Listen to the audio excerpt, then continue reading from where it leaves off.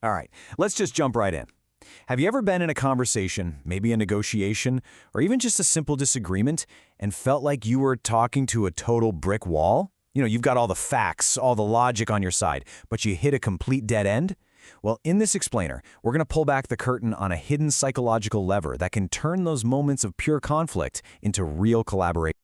It's one of the most frustrating things in the world, isn't it? We lay out this perfectly reasoned case, point by point, and we expect the other person to just see the light. But what happens? More often than not, they just dig their heels in even deeper. So what is going on there? Why does logic seem to lose all its power right when we need it the most? This quote from Dale Carnegie, it just nails it. When we make an argument that proves someone is wrong, we're not just challenging their idea, we're challenging them. And criticism, it doesn't matter how logical it is, it kind of wounds a person's pride and it instantly triggers this defensive response. Their brain literally stops processing your logic and starts building a fortress to protect their sense of self. And this brings us to a really crucial point. In most of our disagreements, we are focusing on completely the wrong thing. We think the fight is about the topic we're talking about, but the real conflict, that's happening on a whole different level. Just think about it for a second. You have two departments at work clashing over budget cuts. Are they just fighting for money? No way. They're fighting for recognition, for security, for their own perceived importance. Or a family arguing over where to go on vacation. It's not really about the location, is it? It's about whose needs matter more. The facts are just the weapons we use on the surface of a much deeper, much more personal struggle. So what is this invisible force driving everything? It's what one of our sources calls the missing piece of the conflict puzzle. And when we fail to see it, we just get stuck. We go in these endless circles of frustration where nobody makes any progress because we're not actually talking about the real root of the problem. Okay, so here it is, the big reveal. The missing piece, this hidden dimension we've been talking about, is a concept called face. And I promise you, understanding this is a total game changer. So what exactly is face? Well, think of it as our public persona. It's the identity we want other people to see, whether that's being seen as competent or fair or honest or in control. It's not just who we think we are, it's the image we're trying to project and how we need others to see us. I love how this is framed here. Face is social currency. That's so powerful. It's not just some vague feeling. It has real, tangible value in our social lives and our careers. It's our reputation, our dignity, and our self-esteem all rolled into one. And face isn't just one single thing. It actually has two key parts. Positive face is our need to be liked, to be approved of, and respected for what we do. And then there's negative face, which is our need for autonomy, our desire to be independent and not feel controlled or pushed around. Both of these are always in play during our conversations. Now, this is where the stakes get incredibly high. When someone feels their face is being threatened, like they might be embarrassed or lose their reputation, their priorities can just flip on a dime. They will often choose to protect their face over actually achieving the original goal. Think about it.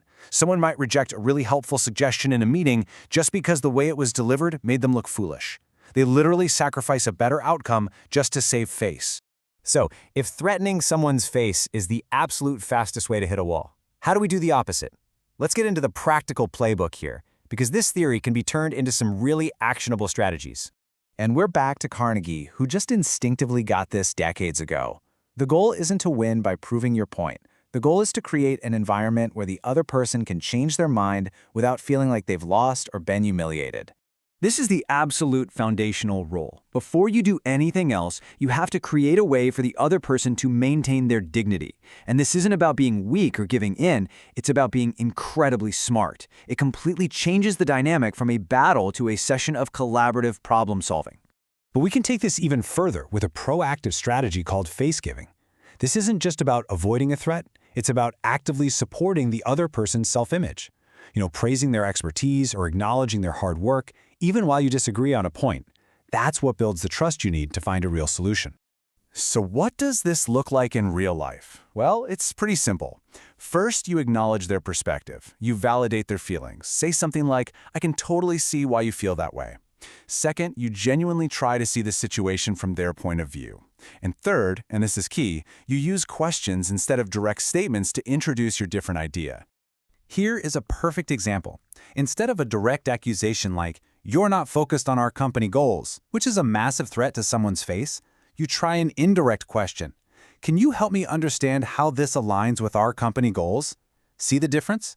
One is a confrontation, the other is an invitation to collaborate. It lets them explain their thinking without feeling like they're under attack. Of course, to navigate all of this, you need a good dose of emotional intelligence. That means having the self-awareness to recognize your own emotional triggers before you lash out. It means having the self-regulation to pause and choose a constructive response instead of an impulsive one. And it takes empathy to genuinely try to understand where they're coming from and the social skills to bring it all together and manage the relationship in a positive way.